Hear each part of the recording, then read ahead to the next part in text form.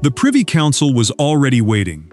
Papers had been prepared, senior figures were in position, and Charles was expected to walk into one of the most controlled meetings of his reign. Instead, the king stopped in a corridor outside Diana's private archive and saw one person who should never have been there: Camilla's solicitor. What happened next stunned the household. Charles did not enter the council chamber. He cancelled the meeting on the spot. Before we go deeper into what this really means for the royal family, make sure to subscribe so you don't miss a single update. Charles stood still. He did not raise his voice, and that made the moment worse. The solicitor was not merely passing through. A catalogued archive box sat open on the table, while an access ledger rested beside it, with a fresh signature written across the page. The Privy Council, a body of senior advisors who approve official acts of government, was waiting only rooms away. Canceling it at the last possible moment was not routine. It was a signal that something inside that archive mattered more. The king stepped closer and fixed his eyes on the man before asking only one question: who authorized this? No one answered immediately. Charles removed his reading glasses, placed them slowly on the table, and turned toward an aide. He ordered the council meeting cancelled without explanation. Then he instructed that the archive be sealed. No document, photograph, note, inventory sheet, or private record connected to Diana was to leave that room until he knew exactly what had been examined and why. Camilla received the message minutes later. She was seated with papers in front of her when an aide told her that Charles had stopped the meeting after finding her solicitor inside Diana's archive. The Queen Consort did not protest. She did not ask what had been seen. She simply closed the folder in front of her and told everyone else to leave. That reaction carried its own warning. She understood immediately what had triggered the king's anger. Charles returned to the access ledger and read the fresh entry again. The signature was not random, and the timing was worse than he first understood. The solicitor's visit had been arranged before that morning, which meant someone had opened the door intentionally. One name beside the authorization made the king's expression harden. It suggested this was not a misunderstanding at all, but the result of a decision made days earlier, inside the royal household. The council could be rescheduled. What Charles had just seen inside Diana's archive could not be unseen, and the first person he needed answers from was his own wife. This was never going to remain a dispute about keys, signatures, or archive procedure.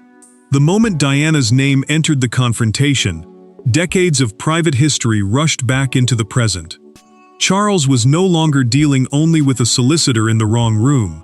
Camilla was no longer simply defending a legal advisor. William was about to learn that material tied to his mother had become the center of a confrontation between the king and queen. Charles felt the weight immediately, because Diana's archive was never just a collection of old papers. It touched his former marriage, his sons, and one of the monarchy's deepest emotional wounds. The archive, a protected collection of private records and personal items preserved for family and historical reasons, carried memories that could not be reduced to administration. For William, that boundary mattered even more. He saw protecting his mother's letters, inventories, and personal effects as part of protecting her dignity. Camilla sat alone, after dismissing her staff, anger tightening beneath her silence. The Queen Consort believed her solicitor's presence had been interpreted as betrayal before anyone had asked what he was actually doing there. Yet Charles had already learned something difficult. Legal questions about Diana's material had been raised earlier, and she had known about them. She insisted she had never ordered anyone to examine private correspondence, but the distinction did little to calm him. That inventory mattered because it separated ordinary household records from deeply personal material, making any mistaken access feel less procedural and far more intimate. William answered his father's call expecting an explanation. Instead, the prince heard a sentence that stopped him cold. "Your mother's archive has been sealed." Charles did not defend Camilla, soften the language, or offer reassurance. He simply told his son that a solicitor had been found reviewing an old inventory linked not only to administrative records, but also to personal correspondence and items never intended for ceremonial display. William ended the call and remained motionless. He slowly placed his phone beside a framed photograph of Diana, while Catherine watched him without speaking. The Princess of Wales understood the change in his face before he said a word. He wanted to go to the palace immediately, but Charles asked him not to come yet. The king needed one conversation first, and William reluctantly agreed. Camilla, meanwhile, knew that conversation was coming. She also knew Charles had discovered enough to question whether this had truly been routine legal work. Before he confronted her, however, he needed to understand why her legal team had entered the archive at all, and the answer began with a quiet incident 3 weeks earlier. 3 weeks before Charles stopped outside that archive door, a seemingly minor request passed through the royal household. It concerned ownership language, historical inventories, and whether certain personal objects linked to Diana fell under private family custody or institutional stewardship. At first, nobody treated it like a crisis. Then came one conversation at Clarence House. A conversation that would later be remembered as the moment routine paperwork crossed into something far more dangerous. Charles had already grown uneasy before that meeting began. Old royal collections could contain personal belongings, estate property, gifts, letters, historical records, and items preserved for family rather than public use, all stored under different rules. A planned review of private royal residences had raised new questions about storage and custodianship, meaning who was responsible for protecting and controlling particular objects.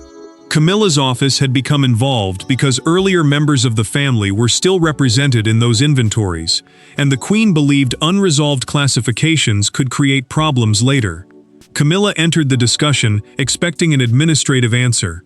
Instead, she found Charles increasingly irritated by the suggestion that Diana's belongings should be folded into a broader review. The king told an aide that his former wife's private material was not simply another line in a household inventory. For him, those papers touched his sons, a painful marriage, and a history the monarchy had never fully escaped. She heard something different. The queen consort felt she was being expected to help manage the royal household while being shut out whenever old emotional boundaries appeared. The tension sharpened at Clarence House. During the private meeting, Camilla asked whether her solicitor could examine an inventory entry labeled Diana, personal correspondence and reserved effects. Charles did not hesitate. He closed the inventory book, slid it away from her, and said the matter was not administrative. His answer was no. The meeting moved on, but the refusal did not end the question as completely as he believed. Days later, a legal memorandum began circulating. A memorandum is simply a written note used to record or examine an official issue. But this one carried dangerous wording.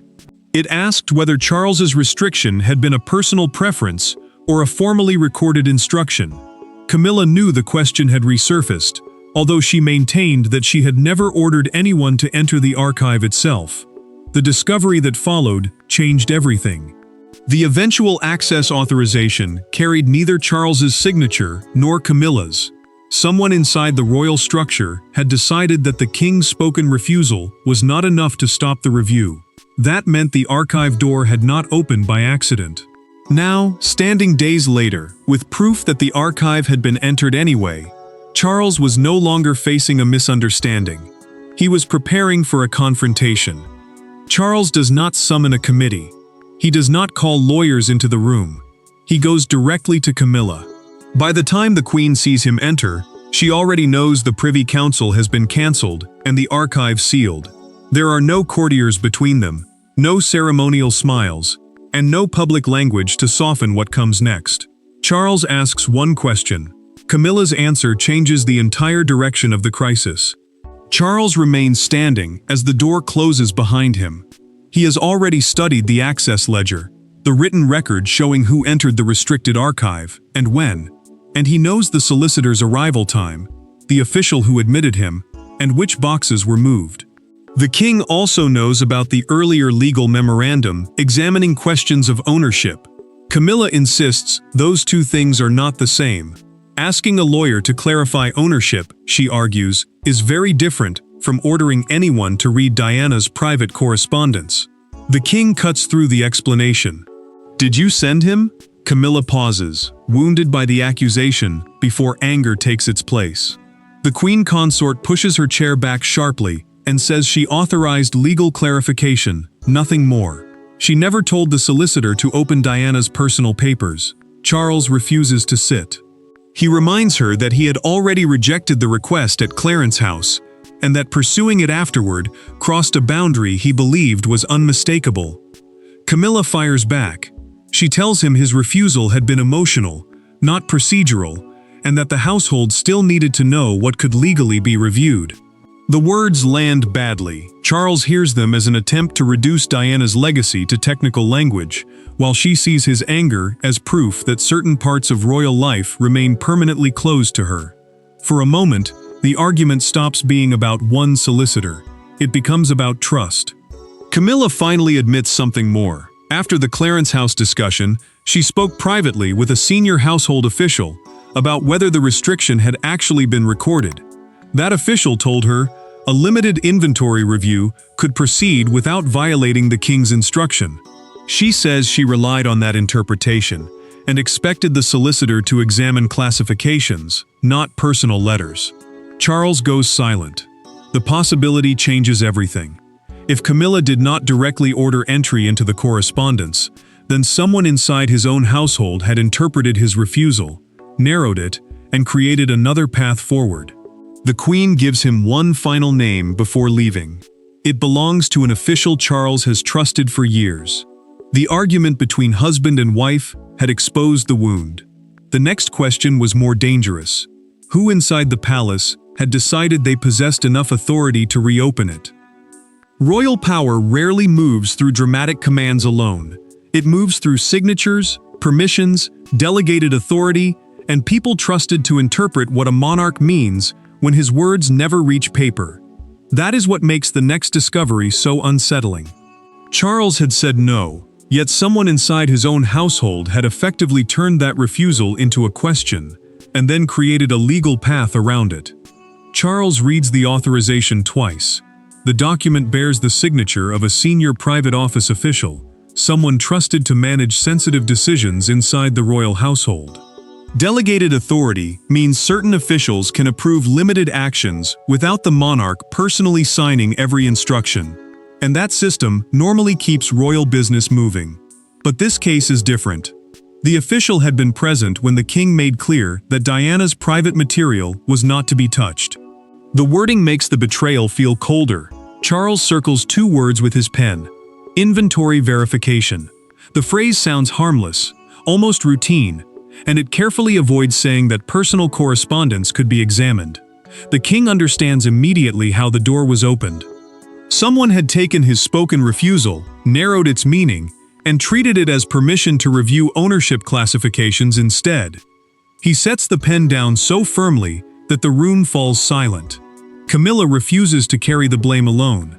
The queen consort insists that her legal question was expanded by people who believed they understood the limits of her request. She had asked whether certain items could be classified, not whether Diana's letters could be opened. Her frustration now cuts in two directions: toward Charles for treating her inquiry as a personal attack, and toward the officials who allowed that inquiry to travel further than she intended. Charles barely reacts until another detail appears in the archive log. One box had been opened for 9 minutes before he arrived. Nobody can immediately prove whether anything inside was photographed, copied, or even fully read. That uncertainty changes the atmosphere completely. The king no longer sees only a dispute over authority. He sees the possibility that a private boundary has already been crossed in a way that cannot simply be reversed. Charles orders the senior official into his private study. He wants one answer. Why did that signature appear beneath an instruction he had already rejected? But before the meeting can begin, another message reaches him. William has arrived at the palace despite being asked to stay away. Charles now knew how the door had been opened. But William's arrival meant the crisis was about to stop being administrative and become painfully personal. William does not arrive looking for palace procedure. He arrives as Diana's son. By then, word has spread through the inner household that the Privy Council was cancelled over access to his mother's archive, and the prince wants one answer above all others: what was touched. The moment he enters his father's study and sees the archive ledger lying open, his restraint begins to disappear. Charles meets his son without aides beside him. The king tells William that the archive has been sealed, the solicitor removed, and all further access suspended until a complete accounting can establish exactly what was examined.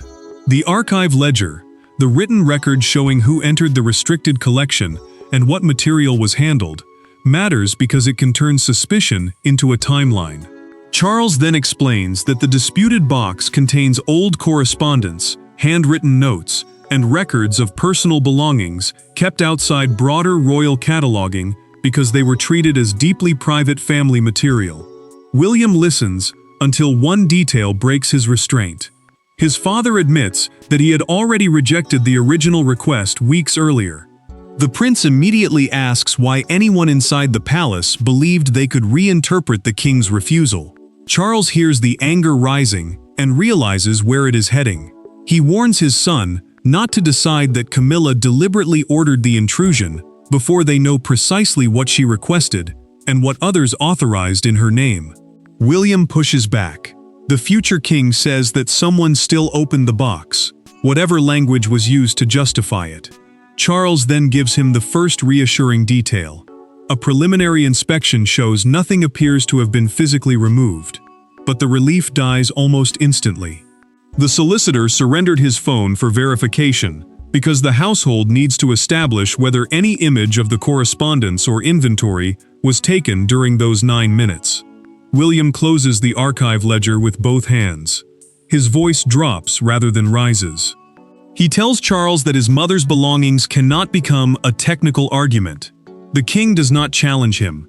Instead, he tells his son something he had planned to keep private until the review was complete. Camilla herself raised the inventory question weeks earlier. William goes still. He asks to speak to the queen consort immediately. Charles refuses at first, fearing grief and anger will turn the meeting into accusation before facts are settled. Then the monarch changes his mind. William can speak to her, but only under one condition: no lawyers, no secretaries, no aides. For the first time since the crisis began, the next conversation would contain no officials to interpret anybody's words, and no paperwork to hide behind. The turning point does not happen in the archive. It happens behind a closed door, with 3 chairs and no staff. Charles sits between his wife and his eldest son, knowing that neither trusts the other's interpretation of what happened. William believes a boundary around Diana was violated. Camilla believes suspicion has turned an administrative mistake into a judgment on her entire place in the family. Charles must decide what he believes and what he is prepared to do about it. Charles begins with one rule: nobody interrupts while the other person explains what they believe the archive request meant. The king knows the argument has already been distorted by officials, legal wording, and delegated authority, meaning permission given to trusted staff to act within defined limits. He wants none of that in this room. William agrees reluctantly. Camilla nods, but the queen consort looks more subdued than defensive now. Camilla speaks first. She explains that her concern began with custody language surrounding stored items, and whether certain belongings had been classified correctly. She insists she never asked to read Diana's letters, private notes, or personal correspondence. The Queen says her solicitor was instructed to examine ownership descriptions only. She wanted clarification, not access to a woman's private thoughts. William listens without interrupting, but his silence carries its own anger. William finally answers. The prince tells her that intention cannot erase impact.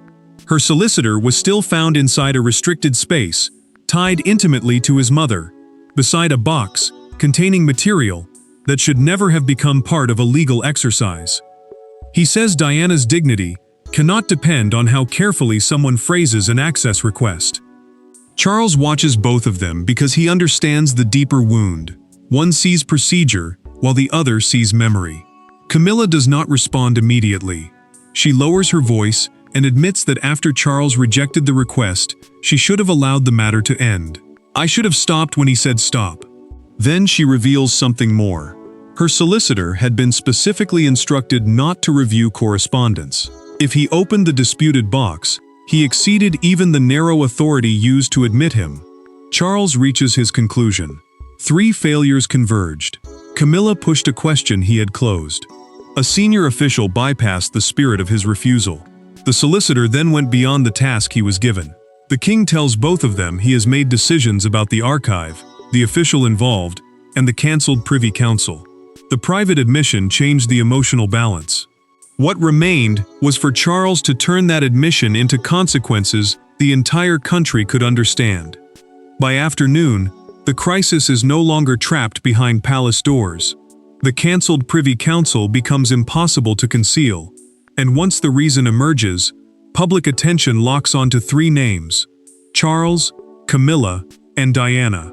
The story touches an emotional nerve that royal officials immediately recognize. This is not being received as a technical argument over archive procedure. It is being read as a battle over memory, loyalty, and the limits of royal authority. Charles allows a tightly worded palace statement to go out. It confirms that the Privy Council sitting was postponed because the king required immediate attention on an internal matter involving restricted historical material. The Privy Council, a formal body of senior advisors who approve certain acts of government, is rarely disrupted without serious reason. That matters because the cancellation now signals that the archive issue was powerful enough to interrupt constitutional business, not merely household routine. Camilla watches the coverage privately and sees the problem immediately. The Queen Consort knows that even the most careful administrative explanation cannot erase the symbolism of her solicitor being found inside Diana's archive. Commentators connect the dispute to William within minutes, reminding viewers that anything tied to his mother carries deep emotional weight for the prince.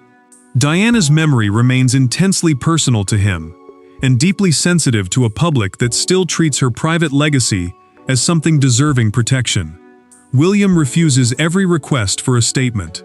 The future king believes that speaking while angry would turn the crisis into a public battle with Camilla, and he will not give the story that shape. Charles, meanwhile, authorizes a more consequential disclosure through palace communications. Archive access rules are being permanently tightened, and the senior official who approved the solicitor's entry has been suspended from related duties. Then the story acquires an image nobody inside the palace can control. Outside Victoria Station, an evening newspaper appears with the front page headline, "King Shuts Council Over Diana Files." Beneath a split image of Charles leaving the palace and Diana smiling at an earlier engagement. Commuters photograph the front page within minutes. Outside Buckingham Palace, a small crowd gathers at the railings as broadcasters repeat the same extraordinary fact. The monarch halted scheduled constitutional business because Diana's private archive had been breached. For the palace, procedure can be corrected quickly, but public trust is far harder to restore. Late that evening, Charles makes one more move.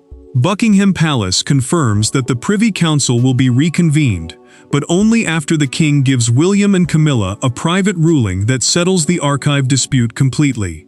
The public had already reached its emotional judgment. Charles still had to deliver the royal one. The final decision is quieter than the scandal that forced it. There is no dramatic ceremony and no attempt to rewrite what happened. Charles simply gathers William and Camilla once more and states the boundary that will govern Diana's private archive from this moment forward. The king cannot undo the sight of that solicitor inside the room. He cannot erase William's anger or Camilla's mistake. But he can decide what those mistakes will mean. Charles places the new archive directive in front of them. The directive, a formal written instruction setting out how something must be handled, creates a stricter separate protocol for Diana's private correspondence and reserved personal effects. From now on, no legal, administrative, or historical access can take place without direct written authorization. The king makes the reason clear. Too many people had relied on interpretation, and interpretation had opened a door that should have remained closed. Camilla listens without interruption. Charles tells the Queen Consort that pursuing clarification, after he had already refused the request, damaged his trust. Even though the internal review concludes that she never instructed her solicitor to read Diana's private correspondence. She does not argue. She acknowledges that she should have stopped the matter earlier, and for once, she does not shift responsibility toward officials, lawyers, or procedure. The admission matters because it ends the personal struggle over intent. William answers more quietly than before. The prince accepts that distinction, but he tells his father that protecting his mother's dignity can never become negotiable. Charles agrees. On that point, the king says, they are no longer divided. He then hands his son the first page of the directive. William reads it, looks at Charles, and gives a small nod. Camilla remains silent beside them, understanding exactly what that gesture represents. Charles also confirms the consequences. The senior official who approved access is removed from responsibility for restricted collections, while the solicitor is barred from the archive after exceeding the permitted scope. The Privy Council is then reconvened, restoring constitutional business without pretending the interruption meant nothing. The machinery of monarchy begins moving again, but under a boundary that is now written rather than assumed. The council resumed, the archive was secured, and the argument ended. But the meaning of Charles's decision was unmistakable. Diana's private legacy would not be absorbed into palace procedure. Camilla would never again test that boundary. And William left knowing that when the decisive moment came, his father had finally drawn the line himself. Thanks for watching. Please don't forget to like and subscribe, and we will see you in next one.